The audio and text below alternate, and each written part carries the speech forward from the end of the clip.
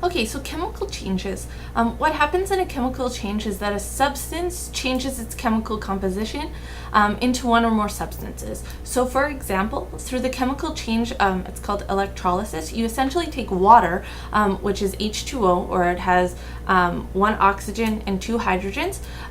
You actually break it apart, okay, to form O2 or oxygen gas and H2, which is hydrogen gas. So, in that case, we have one thing that's coming in and breaking into two things. And the chemical composition of those things is completely different. We've got water that's a liquid. The parts of the water, when broken apart, are gases. So the chemical composition of that water has changed. And it's that actual chemical change that is what causes these new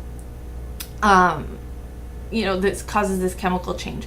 For instance, it's not the bonds between the molecules themselves, but it's actually a breakup and a reorganizing of those molecules. So, for example, let's take a sandwich, a club sandwich, okay? So you've got lots of parts in there. You've got some bread, you've got ham, you've got turkey, you've got some bacon, and lettuce and tomato and cheese, and you've got it all in there. That could be my initial reactant that came in.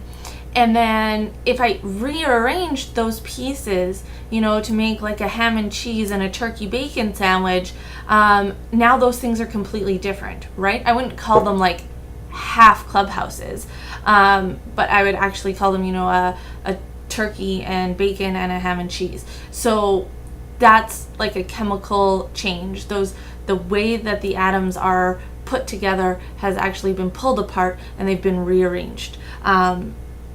So not two different molecules being pulled apart.